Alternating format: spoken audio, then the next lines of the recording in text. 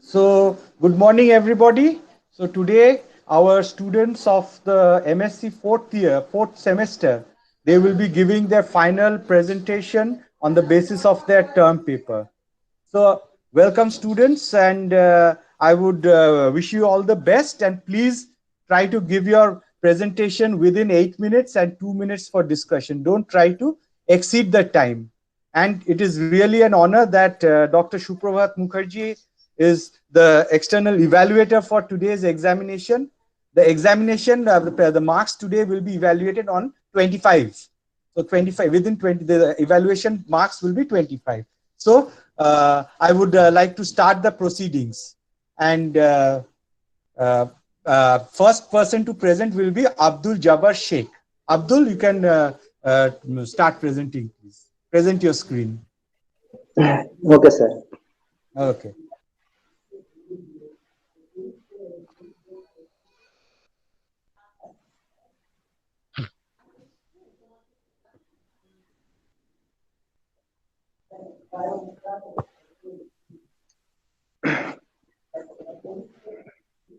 Good morning to my all respected teachers and my friends. Myself, Abdul Jabbar Sheikh, a student of MSc 4th semester Geology of BB College under Kazi Nazrul University. My term paper is about Gulf formation. Thank you for giving me such an opportunity to present my PPT in front of you. At first, introduction. Plants' gall are familiar object of natural history. Galls are pathologically developed cells, tissue, and organs of the plants, which arise mostly by the hypertrophy and hyperplasia, usually under the influence of parasitic organism. Next slide about the term related to the gall. Gall coming from the Latin word galla means apple and cicidia from the Greek word kikidion means anything gushing out. Galls are a kind of swelling on the external tissue of the plants. The study of the plant gall known as cystology and the gallmaker known as cystidozoa include mites, beetles, psyllids, true bugs, wasps, and flies. After that, characteristics of gall. A gall is essentially a neoplastic growth characteristics by the cellular hypertrophy and hyperplasia. A gall arises as a result of the presence of the foreign body. A gall is the product of the natural interaction of the plant cells and the gall inducing agent. Next, gall produced by wasps. Gall wasps are also known as gall flies, belong to the family Cynipidae and the order Hymenoptera, such as Andricus eris, responsible for the ram's horn gall on the oak. Next, gall produced by the psyllids. Psyllids are a family of the small plant-eating insect belong to the order Hemiptera and family Psyllidae. Livia jancorum attacked the flowering spicle of the several kind of rush, causing the floral part become thick and leaf-like and from the tassel gall. After that, aphids as a gall-inducing agents. Aphids are a small sap-sucking insect belong to the family Apidae and order Hymenoptera, commonly known as greenfly or blackfly. The Aphidae Edelgis coli they are usually longer and often strongly carved from the gall on the Sitka spruce. The present slide is about the gall induced by the midge. Midges are very fragile and small insect belonging to the family Cystidomidae and order Diptera. The gall midge Genitalia francrumi produced gall on the stem of the barren rose. Next, beetle as a gall-inducing agent. Beetle are a group of the insect belonging to the order Coleoptera. Saparda populni is a beetle whose larvae live in the twigs of the poplar and from a spherical or egg-shaped gall. After that, gall induced by the mites. Mites are microscopic plant parasite of the class Arachnida and the family Areophydae. The gall mites, Hartiogla annulepis, is responsible for the cylindrical growth on the beech leaves. After that, bacterial gall. Agrobacterium tumeficans is an example of the bacteria which is responsible for gall production, known as crown gall. After that, fungal gall. Ascomycetes fungus Staphyna alni infect the scale of the female alder catkins, causing them to develop into remarkable tongue-like gall. Present host plant of the gall. Oak belong to the family Fagaceae, where ram horn gall is produced by the Andricus eris. Barent rose belong to the family Rosaceae, here the gall produced by the Diplolepis. After the types of the galls. According to the complexity, galls are two types: indeterminate and determinants, and according to the opening, it is also two types, that is the dehiscent and indehiscent. According to the shape, gall classified into areneal gall, pouch gall, rosette gall, and arenated gall. After that, the modern hypothesis of the gall formation. Wound tissue become active fast, then the surrounding cell together translocate the active metabolites at the site of the wound. These active metabolites help to produce indole acetic acid precursors, which ultimately produce oxygen. That is the main chemical responsible for the gall production. After that, the comparison between plant gall and the tumor. Gall is induced by insect and mites, whereas tumor induced by the nematode virus and fungi and bacteria. Galls are radial or bilateral symmetry, whereas tumor is amorphous or asymmetrical growth. Generally, gall occur upper part of the tree, where tumor also occur in the root portion. Indole acetic acid play an important role for the plant gall formation, whereas cytokinin and oxygen play an important role in formation tumor. After that, the harmful effect of gall on the host plant. Vascular system of the plant may be damaged. Infested leaves which can be twisted and curled over time, weakened portion of the tree generally decline the plant vigor. Next, protection of the host plant. Gall producer are usually kept control the natural enemies. Use of cultural control by racking and destroying the fallen leaves, by pruning off and destroying gall infested trees and the branches. Spray must be used as a preventive before the gall formation, as qualified arborists will be needed for spray on the tree. After this, use of the gall. Gall are rich in resin and tannic acid and have been used in the manufacture of the permanent ink and dyes and the tannin. The primary use of the gall was modern for the black dyes, used in medicine and as an antiquity and therapeutic also. After that, conclusion. At last, it can be said that gall are abnormal plant growth due to the attack of the insect, and gall may develop all trees. Gall are not so harmful to plant and have an excellent importance in human welfare. Acknowledgement. Firstly, I would acknowledge Dr. Arnav Ganguly, Sir, HOD of our department, for giving me such an opportunity to take this topic as a term paper, and I am also deeply grateful, Sir Sri Raja Mukherjee Sir and Dr. Sangita Lahiri Ma'am, who has endeared me valuable suggestion, guidance, and active support at every step of for concluding the term paper. References: take my references from MS Mani, Plant Gall in India, and Mitchell's Generic Britain's Plant Gall, and the website like Wikipedia. Thank you to all. Thank you, Abdul. And, it was very nicely presented. Now this is open for discussion for 2 minutes. Suprabhat, do you have? Okay. Abdul, nice Yes, sir. presentation. I just have only one question. As you have said that gall is induced by the insects and some microbes. Okay. Yes, sir. So, what kind of intervention strategy you will propose? আরেকবার repeat করেন কোশ্চেনটা। বলছি তুমি কি ধরনের intervention এই গলগুলো যাতে না হয় তার জন্য কি স্ট্র্যাটেজি তুমি ইউজ করবে? গলগুলো তো খারাপ নাকি প্ল্যান্টের জন্য? প্লান্টের জন্য মানে অ্যাকচুয়ালি এক্সেসিভলি নয়, কিন্তু অ্যাপিয়ারেন্স দিক থেকে অনেকটা ক্ষতি করে, এবং এদের আমরা দেখছি যে ভাস্কুলার সিস্টেমকে অ্যাটাক করছে। তো গলকে আমরা তুমি কি ধরনের ইন্টারভেনশন স্ট্র্যাটেজি ইউজ করবে? এগুলোকে কিভাবে গল করার জন্য আইবিএম এর আন্ডারে পরে কি আমরা ম্যানুয়ালি করতে পারি। যেমন আমার স্লাইডে ছিল যে আমরা যে বা যে ইনফেক্টেড হয়েছে আচ্ছা বলো ঠিক আছে, বলো কোন ধরনের প্ল্যান্টে গল বেশি হয়, যেগুলো যে উন্ডেড প্ল্যান্ট না যেগুলো নরমাল হেলদি প্ল্যান্ট, কোন প্ল্যান্টে বেশি গল হয়? Wounded plant. ঠিক আছে জব্বার, ঠিক আছে, thank you. Okay, thank you sir. Okay, thank you, Abdul. And next, Bipasha, I request Bipasha to present her slides and her talk. Yes, sir. Sir, শোনা যাচ্ছে? Absolutely, you are very clear. Okay, sir. Keep your phone only in the horizontal manner. Ali, be perfect. Okay, sir.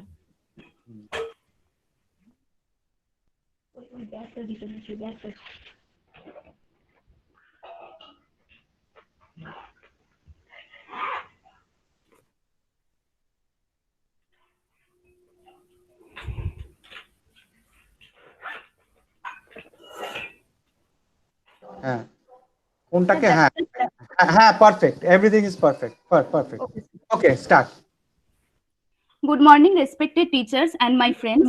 I am Bipasha Modok, going to present a presentation of my term paper based on the topic Forensic Entomology, where insects speak the truth. Science is used to solve crimes. In fact, it is instrumental in resolving cases involving both civil and criminal issues.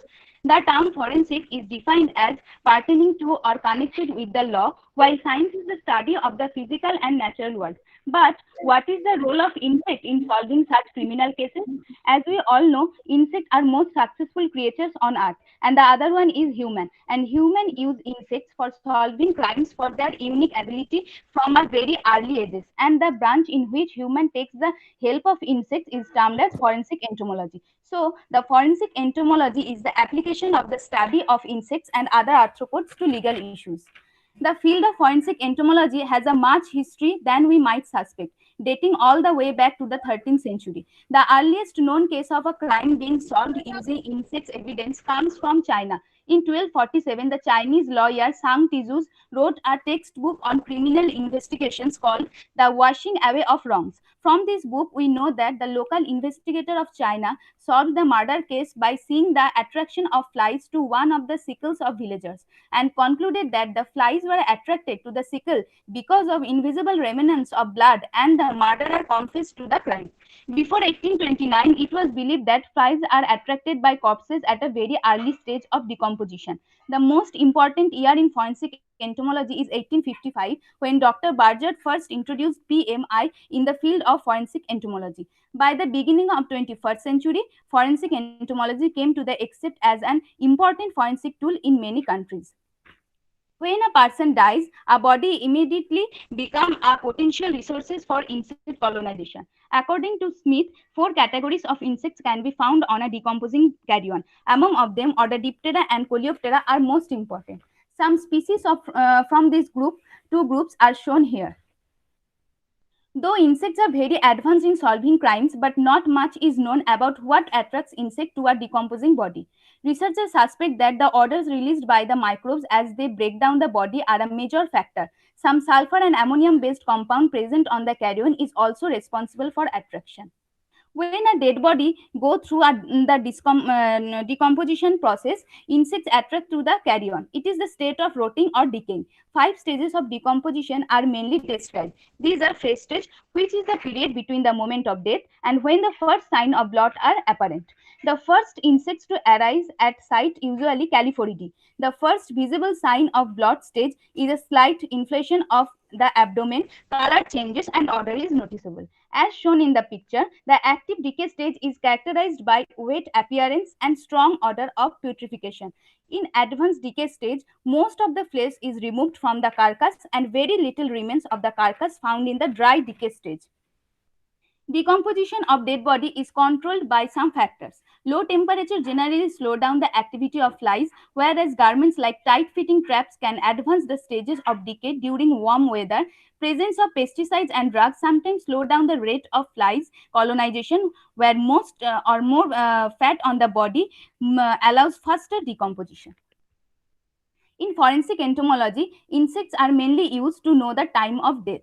PMI or postmortem interval is the time between death and examination of body. The forensic pathological methods of PMI determination are viable only in the early postmortem period. But when the human remains are found beyond 48 to 72 hours, weeks, or even longer after death, such methods to a degree become reliable and inaccurate.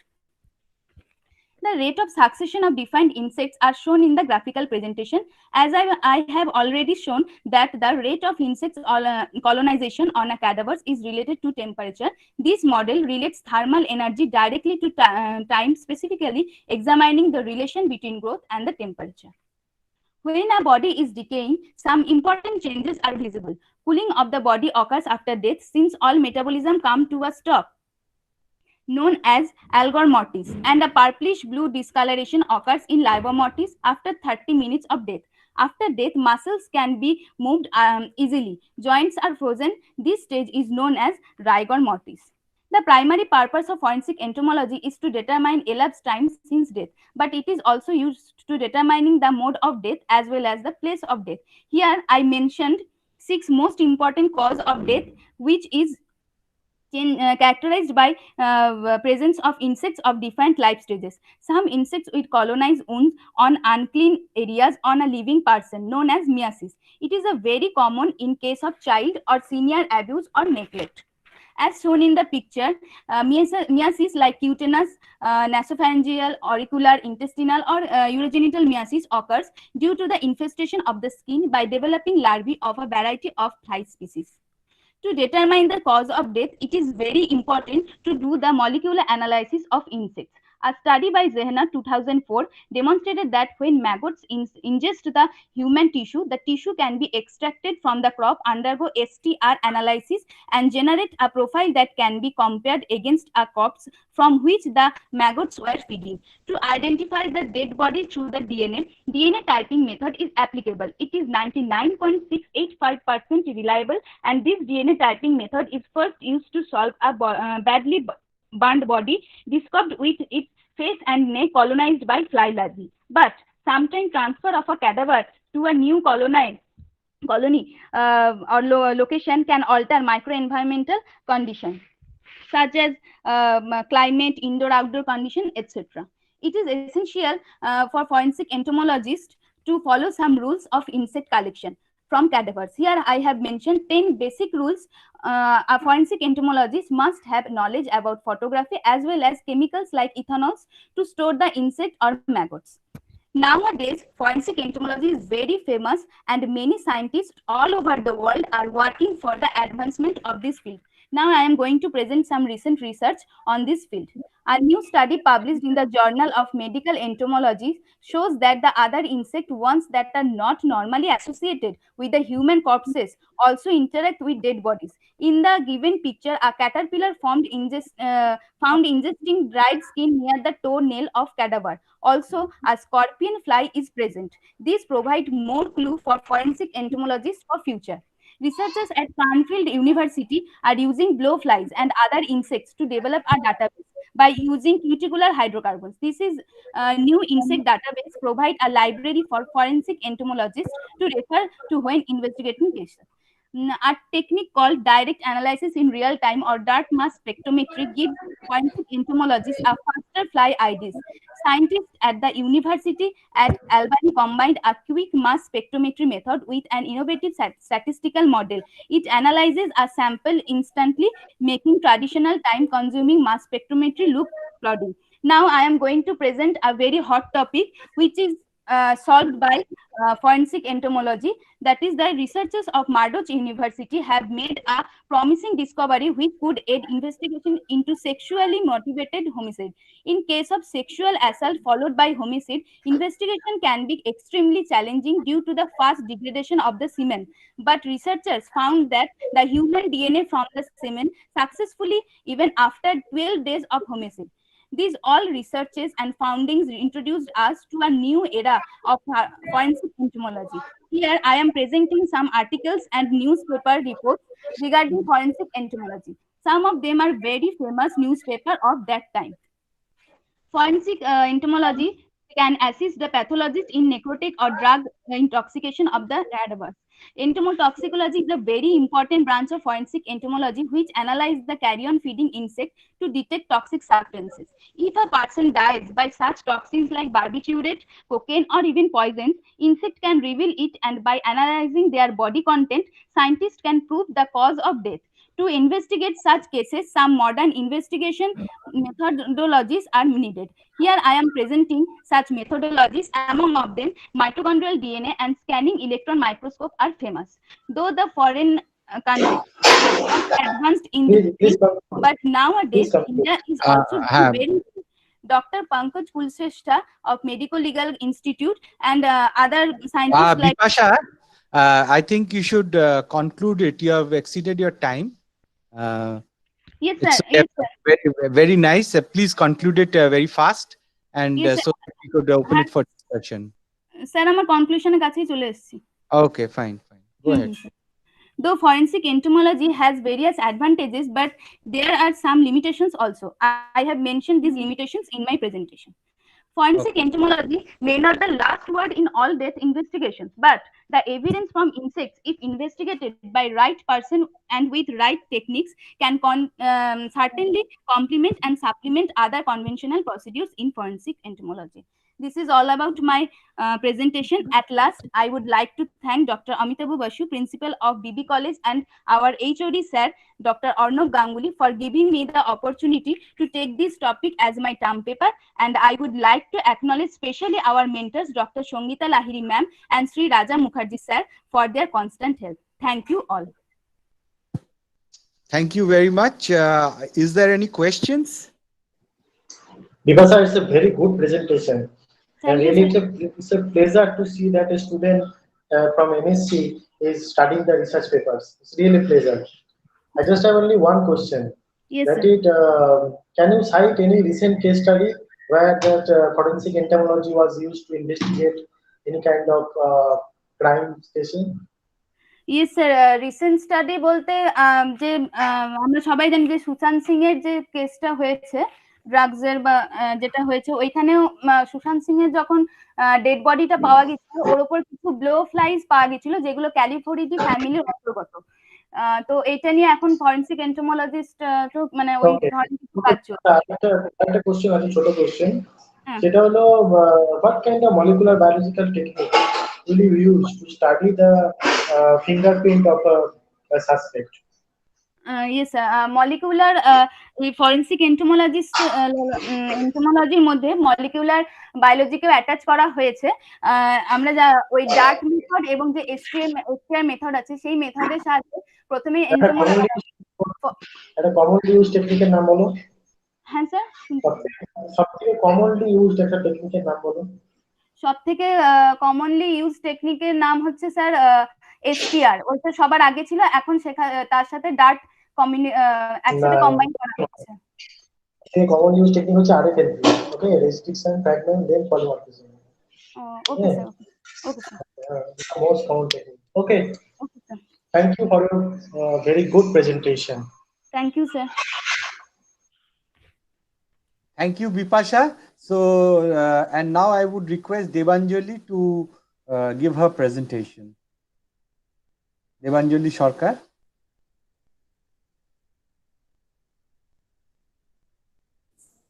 Sir শোনা যাচ্ছে? হ্যাঁ, you are audible. You are audible.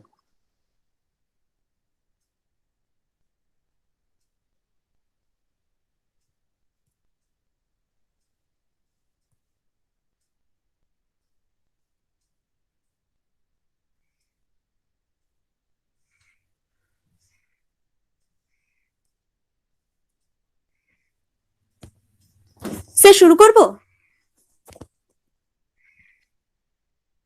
Sir হ্যাঁ, শুরু করো, একদম শুরু করো।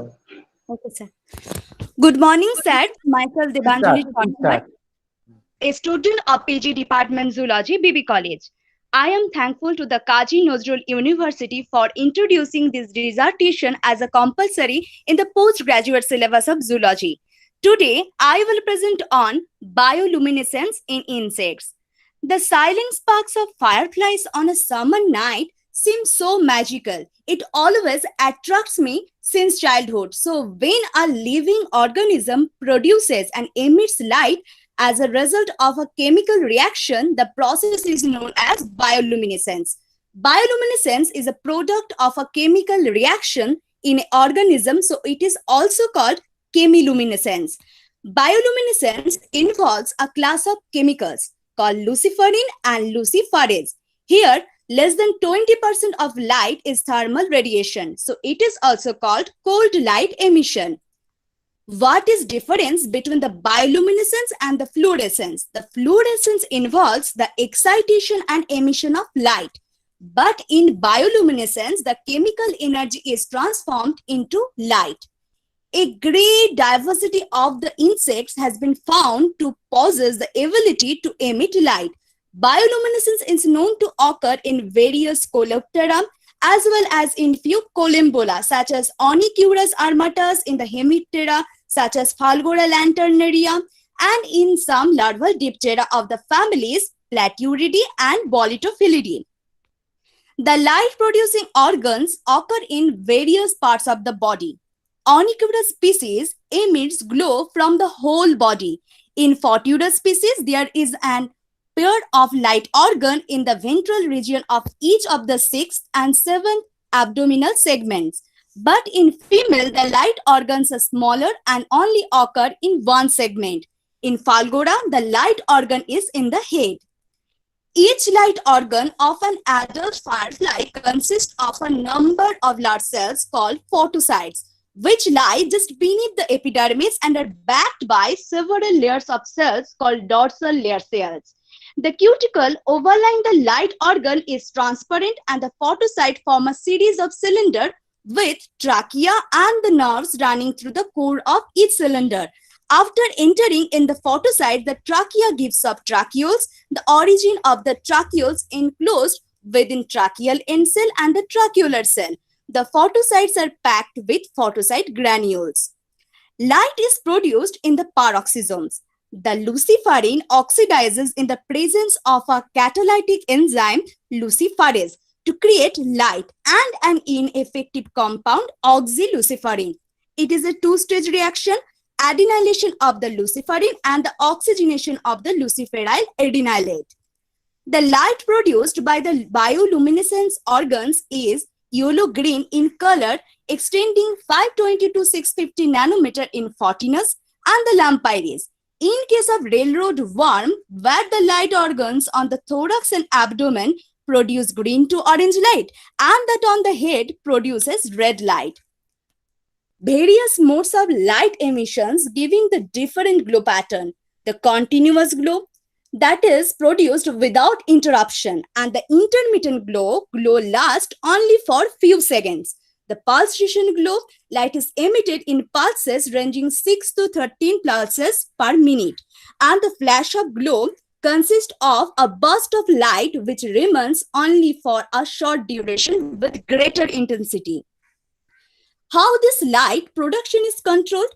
In adult Photiures, the light production appears to be regulated by availability of oxygen. As the neurons from the dome cells terminate on the tracheal end cells, the neural activity causes a change in these cells and facilitating the flow of oxygen to the photocytes. Oxygen arriving at mitochondria is used by the peroxisome oxidases to form hydrogen peroxide. This triggers the flash. Anosynthase is located near the synaptic terminals within the firefly lantern. As the release of ANO that diffuses into the periphery of adjacent photocytes, this inhibits the mitochondrial respiration and permits oxygen to diffuse into the photocytes. The bioluminescence is used by living things to defend against predators as defensive adaptation, and the second one to hunt prey as offensive adaptation. They perform mimicry, finding mates, and to execute other vital activities. The phenomenon of bioluminescence is utilized as a valuable scientific tool in many biological experiments. So, bioluminescence provides a new dimension to space research, medical research, pest management, fluorescent marker gene, street lights into the tree lights. But the light pollution exposed to pesticides, destruction of their habitats, leads them disappearing from their long established habitats. So biologists are rushing to understand what is happening to the fireflies so we can save them before their lives fade permanently. I would like to express my special thanks of gratitude to Professor Dr. S.L. Ma'am and Professor R.M. Sir for their guidance. I would also like to extend my gratitude to HOD Sir, Professor Dr. A.G. Sir, PD Sir, and my friends for helping me out. I took reference from the book Chapman, Tenvare, and mentioned journals. So this is my presentation. Thank you, sir, my friends present here. Thank you. Thank you very much. Thank you very much, Devanjali. Now it's open for discussion. Suprabhat. Devanjali, nice presentation, Thank you, sir. and your voice is extremely good. Thank you, Good sir. voice is a real plus point in any kind of scientific presentation. So I want to know that what is the correlation between the study that you have done in your dissertation with your entomology special paper? Sir একবার বলুন। এই যে test ডিসার্টেশনটা করেছি সেটা তোর যে entomology special পেপারে যে নলেজ তার সাথে কোরিলেট করতে কি করে, এটা ফিউচারে কি, জাস্ট বেসিক কোশ্চেন আমি জিজ্ঞেস করতে চাইছি। স্যার ওই বায়োলুমিনেসেন্সের যে মডার্ন বায়োলজিক্যাল এক্সপেরিমেন্ট গুলো হচ্ছে যেখানে স্পেস রিসার্চে কাজে লাগছে, মেডিকেল রিসার্চে হচ্ছে, তারপর পেস্ট ম্যানেজমেন্টে এর হেল্প রয়েছে। কনক্লুশনে একটা কথা বলি, সেটা হচ্ছে light pollution. Can you just elaborate what is light, what do you mean by light pollution? Light pollution মানে হচ্ছে এখন যে পলিউশন গ্লোবাল ওয়ার্মিং হচ্ছে তাতে এই রাতের যেরকম যে ডেন্সিটিটা থাকছে মানে অন্ধকারে যে কালো হাওয়াটা সেটা অতটা থাকছে না, আর ওদের মেনলি এই ডার্ক নাইটটা বেশি দরকার রয়েছে সার্ভাইভের জন্য, অতটা ডার্ক হয় না এখন আগের মতো। এক্স্যাক্টলি, তার মানে কি হচ্ছে যে ইনসেক্টের পপুলেশন কমে যাচ্ছে, যেহেতু লাইট পলিউশন বাড়ছে মানে ডার্কনেস কমছে, আর্টিফিশিয়াল লাইটের ইউজ বেশি হচ্ছে, হ্যাঁ মানে ইনসেক্ট পপুলেশন আস্তে আস্তে নষ্ট হয়ে যাচ্ছে, তাই তো? হ্যাঁ হ্যাঁ। তাহলে কি রেমেডি দেওয়া যাবে এটাতে? তাহলে এই যে ইকোলজিক্যাল ইমব্যালেন্স হচ্ছে এটাকে কিভাবে কি রেমেডি দিবি বায়োলুমিনেসেন্সের পার্সপেক্টিভ থেকে? আমাদের এই স্রাব ল্যান্ড গুলোকে বাঁচাতে হবে আগে, যাতে ওদের আমরা তাদের ফুড আর শেল্টারটাকে মানে প্রোভাইড করতে পারি, ওটা ধ্বংস করে দিলে ওরা বাঁচতে পারবে না। Okay, thank you Thank you, sir. Thank you very much, and Devanjali, thank you. And the next speaker is Manikul Islam Sheikh. Manikul, acho? Yes, sir. আমি স্ক্রিন শেয়ার করছি।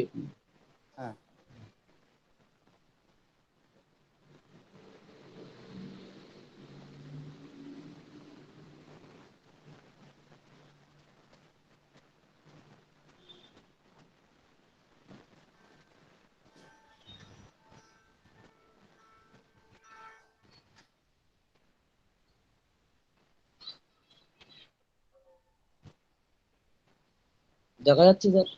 হ্যাঁ হ্যাঁ দেখা যাচ্ছে, শোনাও যাচ্ছে। Go ahead, start. Okay, sir. Good morning, my respected teachers and all my friends. Myself, Manikul Islam Sheikh, 4th semester MSc in Zoology under the Kazi Nazrul University. Today, I am going to present my PPT on mulberry sericulture, and thank you, sir, for giving me this opportunity. Introduction. The word sericulture comes from the Greek word serikos. Seri means silk and kos means culture. The rearing of the silkworm for the production of the silk is called as sericulture.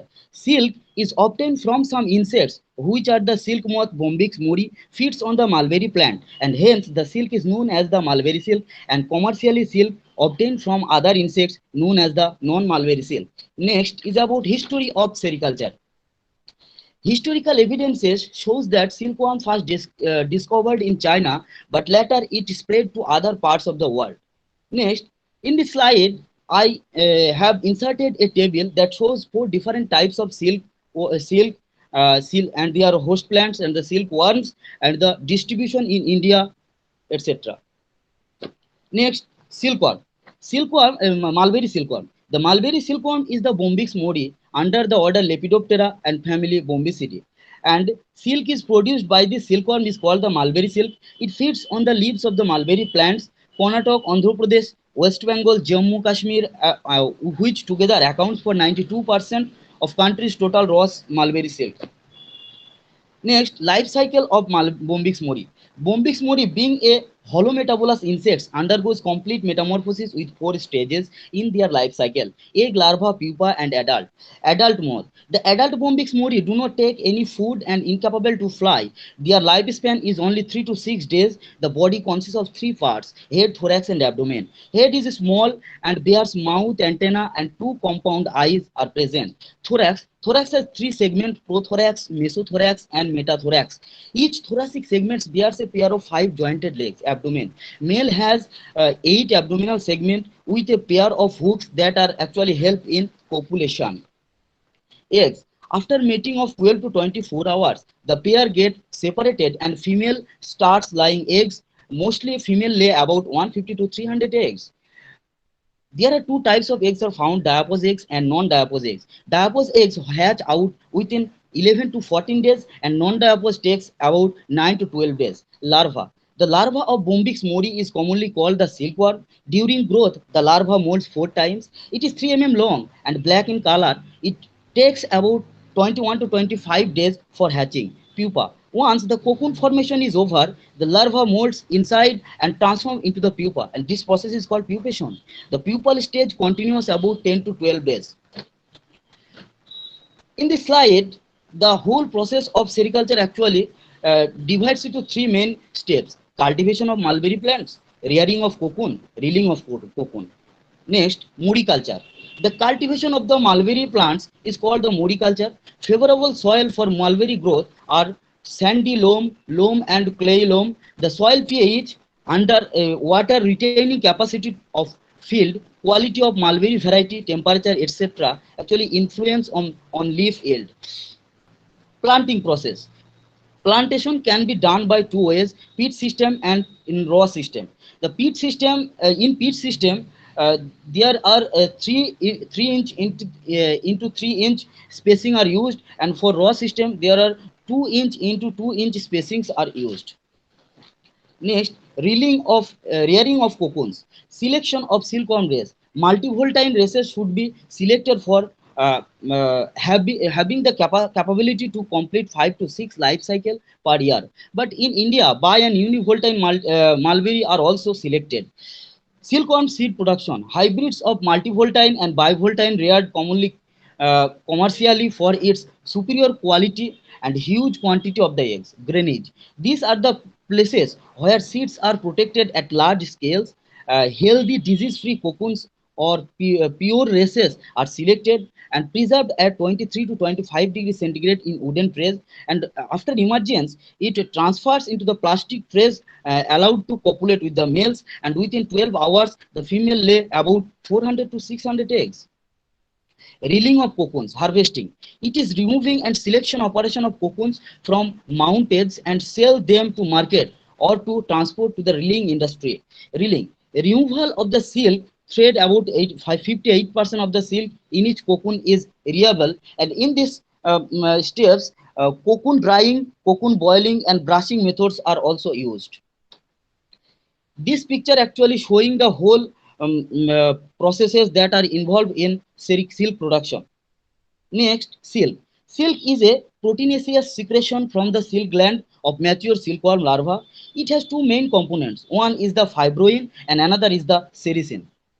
Silk gland, bilaterally symmetrical paired structure, and the anterior part of the paired ducts unite into apex and it opens into the spinnerets. It has 3 layers and 3 regions also: posterior regions, medial regions and anterior regions. Posterior regions are highly folded and secretes fibroin, and medial region W-shaped that secretes sericin. Economic importance of mulberry sericulture. The mulberry silkworm moth is very useful and valuable insects. It produces 2 important products like silk and gad. Silk is used in preparation of silk cloth, and on the basis of that silk, industry is established. And gad also used in surgical and fishing purposes. Sericulture has some other importance like high employee potential, low gestation and high returns, weekend friendly occupation, etc. Disease of mulberry sericulture. Some major diseases are related with mulberry sericulture like pebrine. Protozoan disease produces pepper-like spots on body. Fletchery, bacterium disease that body become black-green. Muscardine, it is a fungal disease. And Glazeri.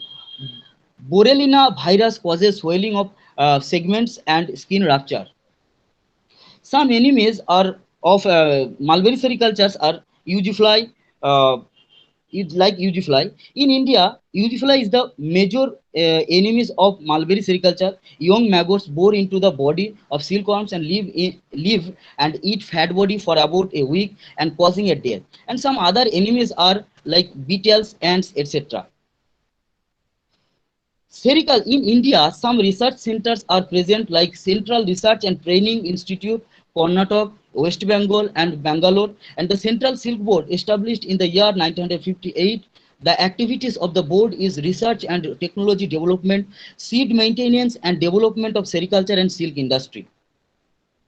In conclusion, I'd like to say that sericulture is one of the most important agro-based industry, includes various activities like cultivation of the mulberry plant and reeling of the cocoons and rearing of the cocoons, and this mammoth task create a huge platform of vacancy for job seekers. I would like to extend my gratitude to many people who helped me during this term paper. And firstly, I would like to thank Dr. Onam Ganguly sir, our HOD, to give me this opportunity to take this topic as term paper. And I also like to thank Dr. Songita Lahiri ma'am and Mr. Raja Mukherjee sir for their constant support and valuable knowledge which provide during this time. I am very helped by these books that are Elementary and Applied Zoology, a textbook, Applied Entomology, Modern Entomology, and www.slideshare.com. Thank you for your kind attention, sir. Thank you very much. Thank you very much, Manipul. It was really very nice overview of sericulture. Now your topic is open for discussion. Thank you, sir. Manikul, thanks Yes, sir. once again for your beautiful presentation. So I just want to know that you said that fibrine is one of the major protein in silk fiber. So what kind of protein structure you will find in fibrine? What kind of protein structure? Uh, Hmm. Beta plated. That means it's a what kind of structure?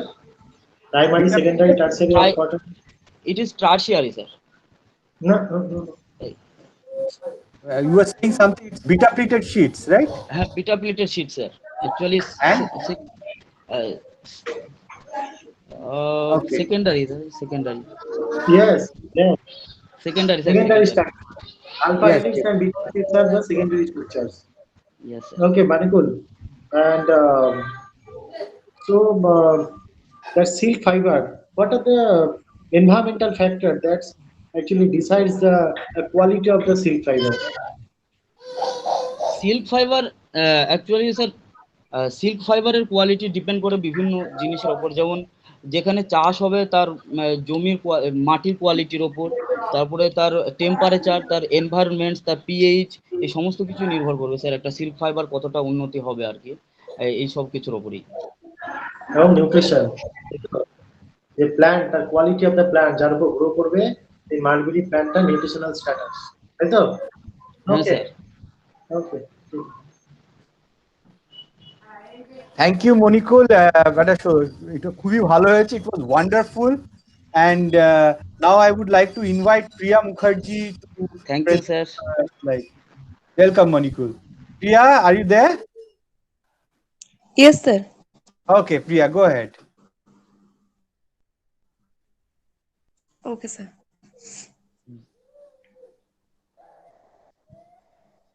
So, should I start? Yes, please do. Please start. Hello, sir. Present your screen and start.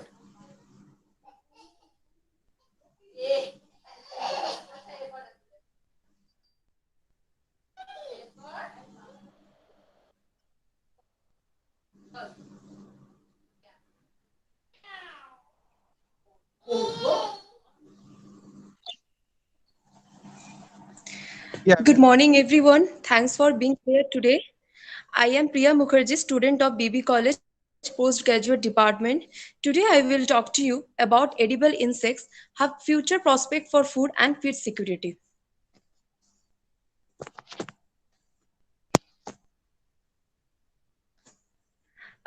The world population is growing at a much faster speed than the food supplied. This increase leads to scarcity in resources like land. Hello? Hello, sir. Yeah, go ahead. You're audible. Go ahead. Okay, sorry. Okay, sir. Thank you. It's going fine. Fine. Okay, sir. This increase leads to scarcity resources like land and water, make a form more difficult to end with the question how exactly we will feed 9 billion of people. More importantly, how can we grow with nutritious and sustainable food? Insects are among the most abundant and nutritious animal on the planet. Grown at a large scale, insects like grasshopper, crickets, mealworms, even cockroaches might be the entities to feed 9 billion of people. The practice of consuming insects is known as entomophagy. Insects offer some protein for the future. When that is sustainable, nutritious, and taste is delicious. Insects are sustainable because they are so efficient, and they are efficient because they can be forming. This means they don't undertake the complex and energies intensive physiological processes the other insects, other animals like cows and human. In order to regulate their body temperature, this allows to convert whatever we eat onto mass on their body much more efficiently. Now, what is feed efficiency? It is the ratio that how much food an animal need to consume in order to put on 1 pound of weight. Cows are among the most inefficient protein, requiring 25 pounds of feed to produce 1 pound of beef. Crickets, on the other hand, require 2 pounds of feed to produce 1 pound of cricket protein powder. Cows also require 2,000 gallons of water to produce 1 pound of beef. Cricket, they require only 1 gallon. Crickets and insects also have remarkable sources of nutrition. Crickets have more protein than beef jerky, chicken, salmon, and eggs. They have more ions than spinach and more calcium than milk. Another fact that supports eating insects is that they require very little in terms of physical space. You can't stock cows on top of each other, but you can grow insects in closed spaces. Right now, 30% of the world land is divided to raising animal for meat. So growing insects in a closed spaces can leave a pressure on land resources. Insects are also reported to emit fewer greenhouse gases than cattle and require significantly less land and water for rearing. Crickets require a fraction of land, water, and food and produce less greenhouse gases and ammonia. In addition to the environmental and nutritional benefits of feeding insects to human or livestock, there are also economic benefits. Insect farming can provide a stable income for farmers. Thus, insects harvesting in developing or underdeveloped countries provide a great opportunity for new businessmen and women sailors, which lead to women empowerment. There are many major groups of edible insects, such as the mopin caterpillar are the large edible caterpillars. They can be eaten by as dry, as crunchy as potato chips. Another type of edible insects are the larvae of palm weevil. Weevil larvae can be eaten fried, boiled, and also even raw. Termites and sting bugs are also a kind of edible insects. Now, the edible grasshopper, Ruspolia deferens. The deep-fried grasshopper is tasty and crunchy. They are protein-rich, so it provides common food sources in many parts of Africa. There are some different important products which we can get from insects, such as bees products, including honey, propolis, beeswax, and other products such as carmine and larp. Carmine is a red dye used for food and cosmetics. And there are many silkworm products, which are also available in the market. Larp is a sugary secretion derived from the insects, an important food source for birds. Honey is a gift from bees, which is a very nutritious food rich in energy and vitamins. These are various bees products which we use in regular days. Having all these benefits of consuming insects, but there are some risk of zoonotic infection. A zoonosis is an infection or infestation shared in nature by humans and wild or domestic animal. So maybe I managed to convince you that insects are sustainable, and yes, they are nutritious. Mealworms have a sort of nutty, crunchy consistency that reminds me of eating this. It has also been seen that some ants are sweeter than honey and more tart than lemons. These are all about my presentation. I would like to express my gratitude toward all teachers present here and Ma'am Dr. Shongita Lahiri and Sir Sri Raja Mukherjee, who were the mentors of my term paper work, and our beloved HOD Sir Dr. Arnab Ganguly and Sir Professor Pankaj Datta, who provide me this opportunity. Thank you, our external Sir, for coming here. Thanks to my friends and others teachers. Thank you. And one thing I must say, around the world, 2 billion of people consume insects as a part of their traditional diets precisely because they offer delicious tastes of flavor. So insects are food. That is, entomophagy is the future. Thank you, sir. Thank you, Priya. Thank you very much. That's a nice presentation. Despite your problems which you're facing Thank in your home, I wish a speedy recovery and everything sorts out fine in your in your home. And I would like to open this for discussion. Thank you, Priya, for your presentation. Really, it was a very nice presentation. So I have two questions. First Thank one you, is sir. that what kind of sugars are present in honey that makes the honey sweeter? Sir, hexose sugars are present, especially sir, I think fructose. Okay. Yes, it is fructose. And second question is that you Yes. said that good fats are present in the insect. So what are good fats? Sorry, sir, repeat again. You Question. said that good fats are present in insect-based food. Okay. So what are good fats? Sir, growth facts actually insects are protein rich, nutritious rich. So if we can consume insects as for our food, then we can also get many proteins, many nutritions and vitamins. As I have also mentioned that honey is a rich, vitamin rich, mineral rich component. So if we consume honey as All our right. regularly based routine, then Priya, the question is, yes. what are good fats? Fats. What do you mean by good fat? You Oh, said fat. fat, yeah. Oh, sorry, sir. Actually, okay, sir. Sir, fat. I think আমার অতটা জানা নেই, but sir আমার মনে হয় কোনো saturated fatty acids তো থাকতে পারে। আমার স্যার জানা নেই Saturated or এই ব্যাপারটা। unsaturated? Saturated fats or unsaturated fats? Ball sir আমি কোনটা? একটু কনফিউজ আছি, হতে পারে What are bad fats? আচ্ছা, স্যাচুরেটেড ফ্যাটি অ্যাসিড ভালো না আনস্যাচুরেটেড ভালো শরীরের জন্য? এই যে আমরা তেল খাই, তেলে তো স্যার লেখা ভালো। থাকে কি লেখা থাকে? পুফা এনরিচড। পুফা মানে কি? স্যার আমরা পলি আনস্যাচুরেটেড ফ্যাটি অ্যাসিড।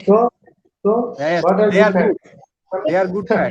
হ্যাঁ স্যার আনস্যাচুরেটেড তো বেটার। স্যার একটু কনফিউশন হয়ে গেছে। Mustard oil. তাহলে Is তাহলে because of আমরা a chicken double bond, they are bent, and so they don't form interlinking like your ghee or coconut oil or palm olive oil. All these things, they form saturations. They are not good for health. They accumulate in your arteries. Okay sir, okay. So আচ্ছা আমরা খাই commonly খাই ইনসেক্টের নাম বল। আমরা খাই sir, মানে আমরা yes, হ্যাঁ which insects? স্যার আমরা অ্যাকচুয়ালি স্যার আমরা তো ইনসেক্ট প্রোডাক্ট তো খাই, যেরকম হানি খাই, আর এছাড়াও মানে ইনসেক্টস খাই। Direct insect. ডাইরেক্ট ইনসেক্টস খাই স্যার। আমার তো এডিবল ইনসেক্টস বলতে গেলে কোলিপ্টেরার মধ্যে ক্রিকেট এগুলোই মানে জানা আছে, আর ককরোচ খাই। ককরোচ খাই আমরা খাই। আরে তুমি ককরোচ কোনটা খাস? থাইল্যান্ডে খায় আলু ভাজার জায়গায় ককরোচ ভাজা। থাইল্যান্ডে। হ্যাঁ, আগে তুই কোনটা খাস? আমার একটা ইনসেক্টের নাম বল।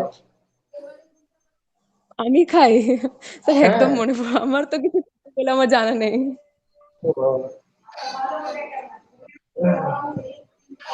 বল। সরি স্যার, মনে পড়ছে না আমার এই মুহূর্তে। হাসনা স্যার মনে পড়ছে না আমার এই মুহূর্তে, আমি কোনো চিংড়ি খাস না? চিংড়ি চিংড়ি আর্থ্রোপোডা। ও হ্যাঁ স্যার, crustacean, ওটা crustacean, exactly insect নয়, but it is an arthropods which we হ্যাঁ আমার মনে পড়েছিল কিন্তু স্যার আর্থ্রোপোডসে মানে ওটার জন্য আমি কনফার্ম হতে পারলাম না, ইনসেক্টের মধ্যে তো পড়ে না। ইনসেক্টটা নয় ওটা, it is a crustacean, but হ্যাঁ sir, we consume the, crustacean. but we consume them. Yes, sir. Okay. Okay, sir. Thank you. Taking crickets and one very important insects which even in India they eat, that is termite eggs. They take termite. Termite. Okay, sir. Termites are still consumed in India. Termites. They are consumed. For the tribal population, Okay, sir. Okay. Tribal populations they consume termite. হ্যাঁ sir, হ্যাঁ Thank sir, you, এমনি তো Priya. মানে Africa সাইডে। Okay sir, thank you. Okay, thank you very much, Priya. And now, Shomodip, welcome to the show. Thank you, Priya, very much. হ্যাঁ sir, Yeah, please. শুনতে পাচ্ছেন? হ্যাঁ, perfect, শোনা যাচ্ছে, দেখা যাচ্ছে না, শোনা যাচ্ছে।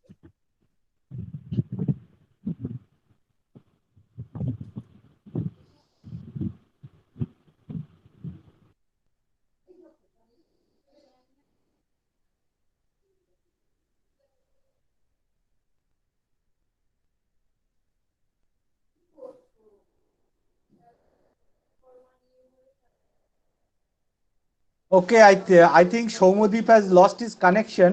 Before he comes back, let's Shudipta start it. Oh, Shomodip has come. Shomodip, can you hear me?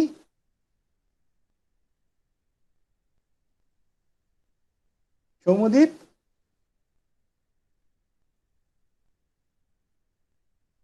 হ্যাঁ স্যার, বেরিয়ে গিয়েছিলাম ভুল করে। Okay, come in.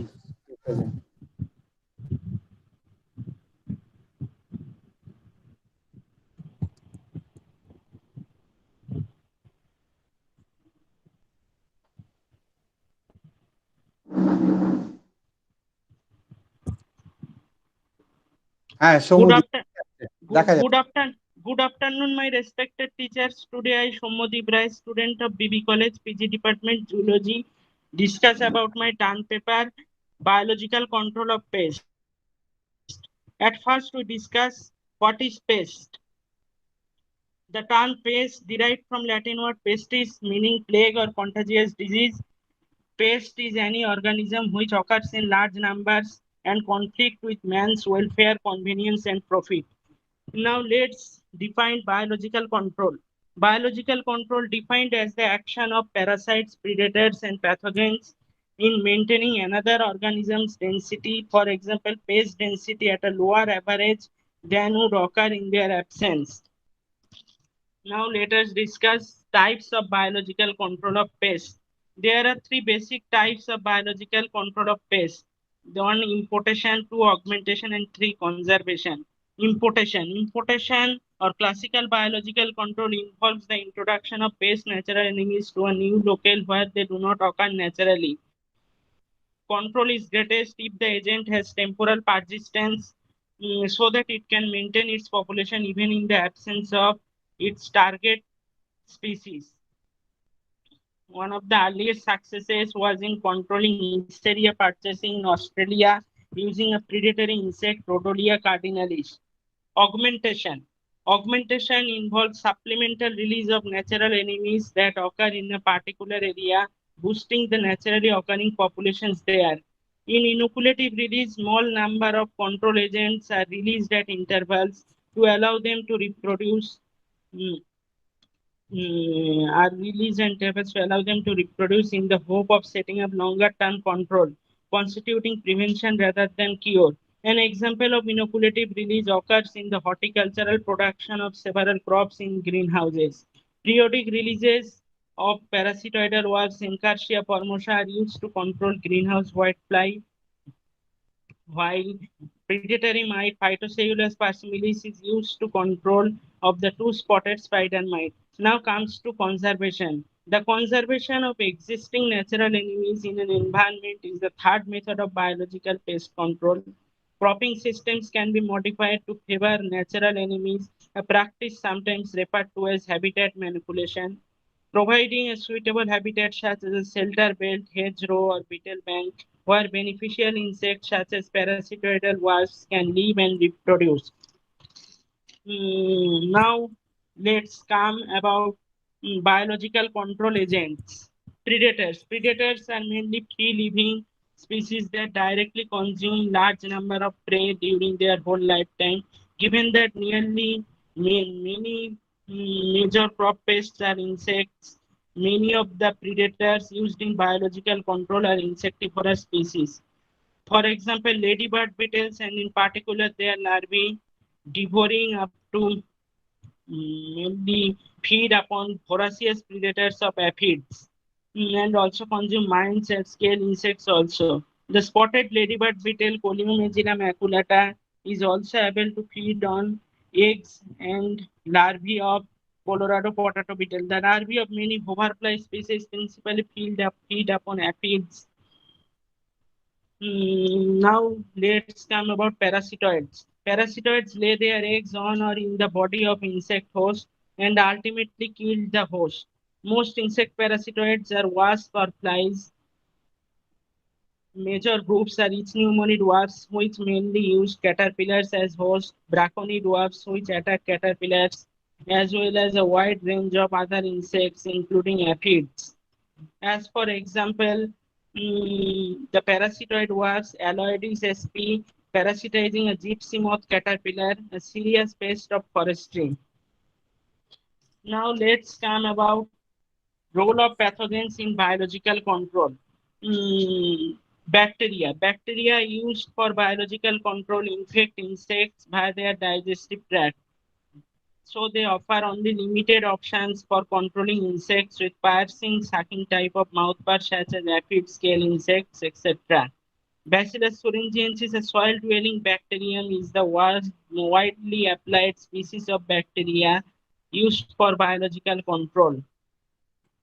Now let's come to fungi as biological control, biocontrol agent. Entomopathogenic fungi which cause diseases in insects include at least 14 species that attack aphids. Lecanicilium spp are deployed against whiteflies, thrips, and aphids. Beauveria bassiana is mass produced and used to manage a wide variety of insect pests, including whiteflies, thrips, aphids, and weevils. The fungi cordyceps and metacordyceps are deployed against a wide spectrum of arthropods. Now come about viruses as biocontrol agent. Mm, mm, Nucleopolyhedrosis virus infect and kill the beet armyworm insect, a serious pest of Beta vulgaris. Now let's talk about Umycota as biocontrol agent. Laginerium giganteum parasitizes the larval stage of mosquito is a waterborne mold itself. Now let's talking about advantages and disadvantages of biological control. Advantages. It is highly specific to a particular pest. It can provide a long-term solution to a pest problem. There is no environmental contamination. And disadvantages can sometimes fail in its specificity. It's a slow process, expensive at startup, doesn't completely destroy a pest. Now let's come about conclusion. There are huge number of losses of our grain and stored grain due to attack of pests every year worldwide as well as in India. And there is also some outbreak of diseases occurs by some pests. However, to minimize all these kind of losses, our scientists develop many chemical insecticides and pesticides, sprays, etc. But due to inappropriate application of some chemical pesticides, some pests develop a resistance against such chemical pesticides. And moreover, successive use of chemical pesticides can be a cause of health hazards also. So to cope up with this problem, our scientists have developed biological control agents by introducing pest natural enemies, including pathogens, parasitoids, competitors, natural predators, etc. against pest species. After the introduction of biological control during last 2 decades, there is remarkable progress in various biopesticide strategies, including the development of transgenic organisms,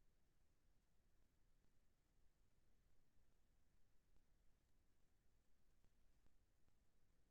fungicides, etc. Hello.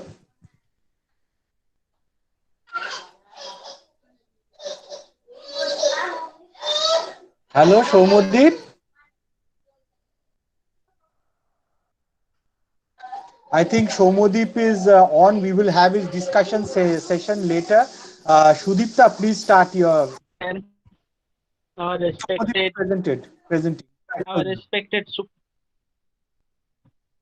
our respected supervisor, term paper supervisor, Professor Dr. Sangita Laini ma'am, and Sri Raja Mukherjee sir, for their constant appreciating me in preparing my term paper. My reference is given below. Wikipedia websites, wikipedia.org, books, An Introduction to Biological Control by Robert Van den Bosch, RFS Messenger, AP Gutierrez, and research paper given below. Thank you to all my respected teachers. And there is Shomodeep, thank you very much. Thank you, Shomodeep. And now the session is open for discussion. Shomodeep. Yes, sir. In the conclusion, you said that genetically modified crop or transgenic crop can also be used as biological control agent to control pest. So, can you name any transgenic crop that is used for controlling pest infection? Sir, BT cotton. Okay. Yeah. What is full? Sir, what is sir? BT. What is the full form of BT? Bacillus thuringiensis. Okay. So, what it does? Bacillus thuringiensis expressing genes are transferred to the crop so that they produce protein crystals which are inactivated, which are remains inactivated form. What is the name of the protein? What is the name of the protein crystal produced by the BT? Cryprotein. Cryprotein. And how it causes the death of the insect? When the insect ingests the leaves of BT crop, the alkaline pH of the insect's gut transforms BT crystals protein into its activated form, and it perforates the gut of insect and ultimately kills the insect. Okay, thank you. Very good, Shomodeep. Keep it up like this always. And congratulations for qualifying NET also. I hope you will do very well in your life. Thank you, sir. Yes. Congratulations. Thank you, sir. And now I would like to invite Shudipta. Shudipta, Yes. are you there? Yeah. Yes, sir. Okay. Try to present. Shomodeep presentation ta ekটু বন্ধ কর. হ্যাঁ ঠিক আছে.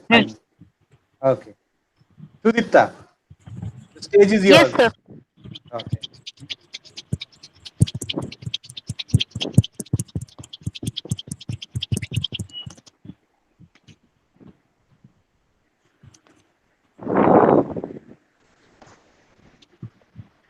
Sir শুরু করব?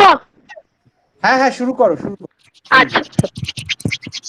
Good afternoon, respected teachers. Sir, I am Shudipta Kola, student of Banwarilal Balotia College, Asansol, MSc 4th semester, PG Department of Zoology. Today I am here to deliver a PowerPoint presentation on the topic Integrated Pest Management and its Control on this auspicious occasion. Somebody please mute your microphone. What is pest? Pest is an organism which has characteristics that are regarded by humans as injurious or unwanted. FAO, Food and Agricultural Organization, define integrated pest management as integrated pest control (IPC), a system that in the context of associated environment and the population dynamics of pest species utilizes all the suitable techniques and methods in a compatible manner as possible and maintains the pest population at the levels below those causing economic injury. IPM can be defined as a scientific approach of a pest control which involves the various devices, principles, practices in order to achieve more lasting and economical control of the pest and at the same time reduce the ecological disturbances. Now, the features of the integrated pest management. The IPM provides a systemic approach to a pest control. It begins with using best cultivation practices, following correct selection and culture of the plants, reduces potential for the pest and diseases. IPM is the selection and implementation of a pest control based on predicted economic, ecological, and sociological consequences. In IPM, although different control measures are taken against the pest, but the important factor is the chemical factor should be done at the last stage of the practice. Thus, it declines the natural environment from the worst effect of chemical, which ultimately leads to biological magnification. The biological magnification is nothing but it's a phenomenon that eventually accumulates a non-biodegradable pesticides in an organism at a particular trophic level with a greater concentration than its preceding trophic level. That is called biological magnification. The IPM control methods includes cultural, physical, biological, and chemical methods. Principal tactics and strategies of integrated pest management. A. It first identify the pest to be managed. Secondly, defining the management unit and agro-ecosystem. Thirdly, developing the pest management strategy. The fundamental strategy of the pest management is the coordinated use of a multiple tactics in a single integrated system. The goal is to keep the pest population and their damage to a tolerable level. It's a containment strategy, not an eradicated strategy. The fundamental tactics are applied which are economically and sociologically justified. So here, this is a diagram of a flow diagram, flow chart or flow diagram of IPM model of continual improvement. It includes the 5 steps. Step 1, that is the knowledge and the key pest life cycle, natural enemies and growing area. Step 2 is the prevention, site selection, variety, time of the planting rotation, water and nutrition management, farm hygiene, pest host management. Step 3 is the observation, crop monitoring, pest prediction models, pheromone traps, yellow sticky traps. Step 4 is the intervention, mechanical controls, biological controls, chemical controls. And step 5 is the evaluation and planning, where we can review, monitor it, record it, and then adapt the views. Now, the aim of the strategy. A. It first reducing the level of a pest infection and then modifying the rate of the increase of the pest population. Reducing invade of the pest into that agro-ecosystem. It involves 8 stages. First is the prevention. Second is the monitoring and use of advice. Third is the decision, that is the threshold values. Fourth, preference of a non-chemical methods. Fifth, specific measures, least side effects, the necessary level, reduced dose. And 7, that is the avoid resistance of the pest. And 8 is the documentation assessment. Now, establishment of the economic threshold and injury level. Economic injury level is a critical factor, that is the EIL, that determines the damaging capacity of a pest, where EIL is equal to C divided by the VID, where C is the cost of the management per unit of production, V is the market value per unit of product, I is the crop injury per pest density, D is the damage per unit injury. Economic threshold level, it is nothing but it is a pest density at which the control should be started to prevent the reaching the economic injury level. So to calculate the economic threshold level, first we have to know the 2 things: how to identify the pest and then how to sample the crop environment. So this is a diagrammatic and graphical representation of the change in a pest population density over the time. Economic injury threshold and economic treatment threshold. Economic injury threshold, it is a level of a pest intensity that increasingly reduce the crop value, then the cost of the management. Economic treatment threshold, it is a level at which the action must be taken to prevent the economic damage, developing reliable monitoring and predictive techniques, evolving predictive models to overcome the socio-economic barriers to establish the integrated pest management. Now, this is a graph where the time is plotted in x-axis and number of pests is plotted in y-axis. So here we can see the curve, that is the solid line, the red one, that is the below EIL, that is economic injury level. The cost is greater than the benefit, where a control regulator is present. But when the pest population is without any control, that means the dotted line here, the above EIL, that is the above economic injury level, where benefit is greater than the cost. Advantages and disadvantages of integrated pest management. Advantages: lower cost intervention, benefits to the environment, minimizes the residue hazards of pesticides, the pest control will not affect the crops. Disadvantages like time and energy consuming, application of IPM takes time, more resources needed as substitution for pesticides. As IPM strategies differ from region to region, a separate plan is required for each region.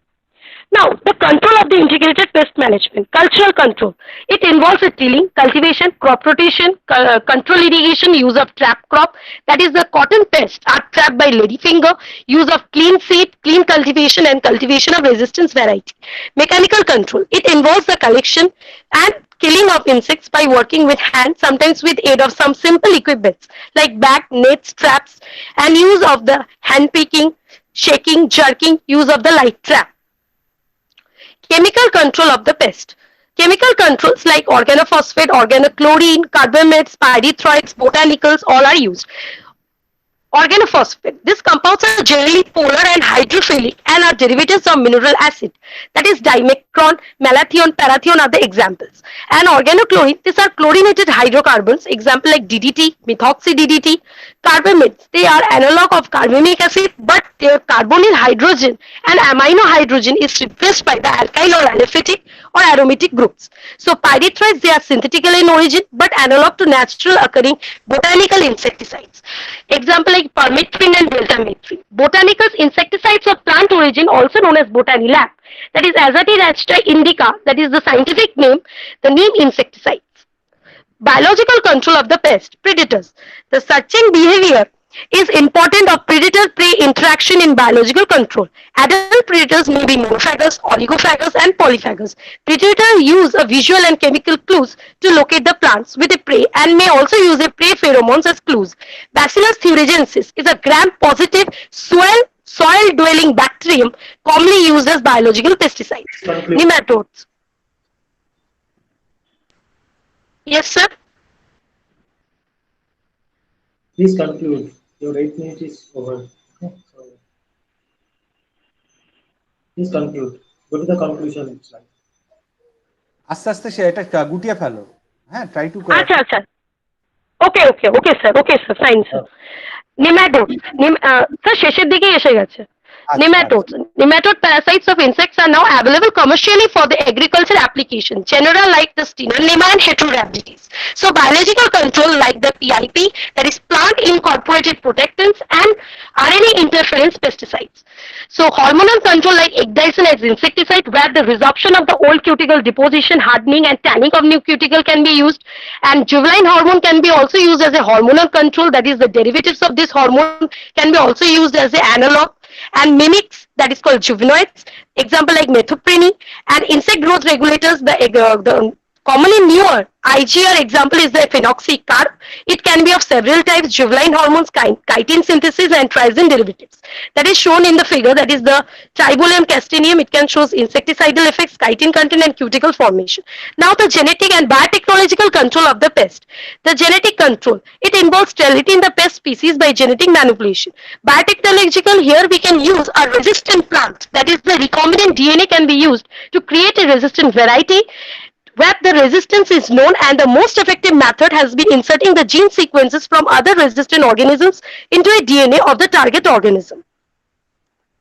Now I want to conclude that integrated pest management will have an important role to play, and use of biological, cultural, mechanical, chemical, genetical, and biotechnological control can be an integral part of the integrated pest management. The modification of the pesticides use and will remain the most implemented form of biological control in agriculture, IPM. So in the case study, the one new case study is the CMRI Durgapur develops a solar powered sprayers for a small marginal farmers, that is in the 6/9/2020. So they have developed a solar powered panels to control the environmental control and as well as to control the pest. And in addition, the most synthetic and natural pesticides are susceptible to the ineffectiveness due to the resistance buildup of the insects, and thus the only viable solution for the future is the integrated pest management. As a reference, I have taken help from these books: Entomology and the Pest Management, 6th edition, Larry Pedico and Marlene Rice, Current Concepts and Ecological Perspective, Dharambi Abrol, and a textbook of integrated pest management, G.S. Daliwal, and research papers like the Surendra K. Dara New Integrated Pest Management Paradigm for the Modern Age, and websites like https www.ncipm.res.in.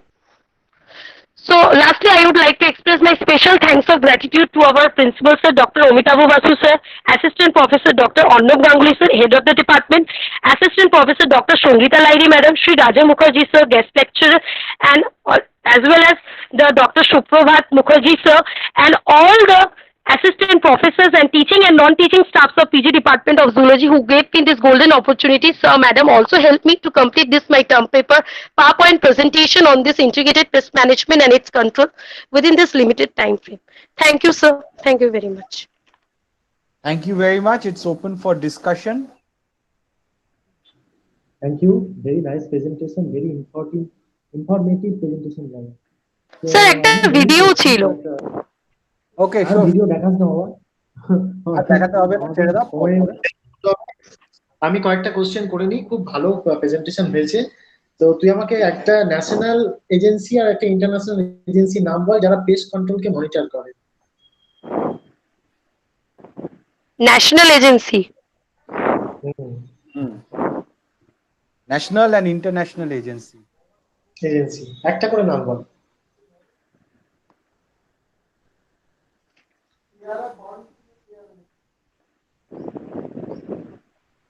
বলো ঠান্ডা মাথায়। পারবি, সহজ।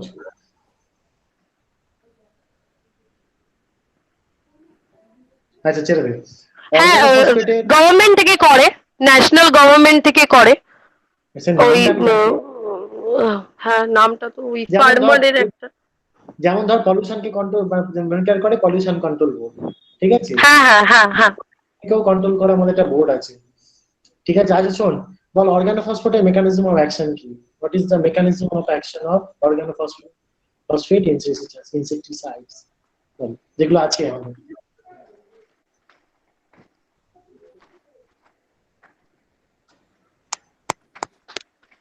Sir organophosphate, হ্যাঁ organophosphate.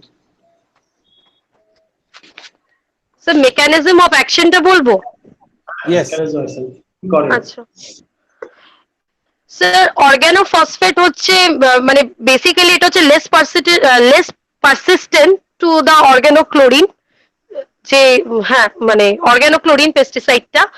আর organophosphate compounds react করে ওই active site of acetyl cholinesterase enzyme, যেটা seryl hydroxyl group আছে সেখানে হ্যাঁ।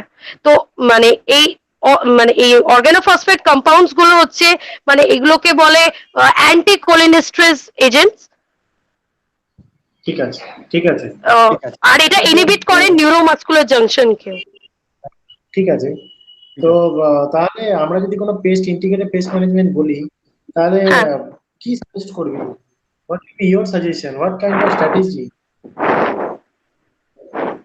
যেটা ফার্মাররা ইউজ করবে ফর ইন্টারভেনশন অফ পেস্ট, কি করবি বল? হ্যাঁ স্যার, নতুন হ্যাঁ স্যার, একটা তো স্যার যেমন সোলার পাওয়ার্ড যে স্প্রেয়ার্স গুলো বেরিয়েছে স্যার, সেগুলো তো খুবই কাজ করবে মানে ওই কন্ট্রোল করতে, পেস্ট কন্ট্রোল করতে। কিভাবে? মানে স্যার ওইটা এনভায়রনমেন্টাল যে পলিউশনটাকে ওটাকে রিডিউস করতে সাহায্য করবে। না, কি করে করবে? সোলার গুলো মেকানিজম ফাংশন কি?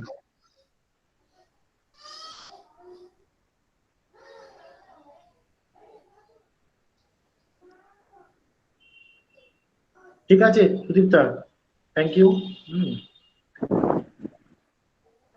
Okay, so it was a nice session. I would really like to thank all the students. Their presentations were very good. There are certain minor brushes which you people really need to improve. The first thing in a presentation is time. You have to maintain a time, the time given. The more you cross time, the more negative it becomes. It's not that you have to show everything, but what you show, it should be something which what people will absorb or grasp. This is one thing which you must always remember. The time is very important. You finish early, the more credit you will get. Of course, you don't finish in 1 minute, just show something and go. But of course, when you show something, show as less as possible. There should be very less writing or fear and on a particular slide, and especially when we are talking through these conferencing softwares like Gmeet or Zoom or something, you should have very less things written directly. You can write them in a paper beside you and you can see that and then you can speak. That's fine. But what you show people will be as less as possible on the slide. Keep this in mind. And the second is, never speak about something which you don't know. Don't tell that thing at all. If you don't know about that thing, because it is written in a book, you don't have to show it. You can simply avoid it. 99.9% of the people will not even realize that you have not shown it. Okay, these are the two important things you remember. First is less writing, time during a conference or a presentation, and less. These are the things which you keep in mind. Thank you. So I would like to end today's session, and we will meet for the next session tomorrow at 11 o'clock. Thank you very much. Thank you, sir. Thank you, sir.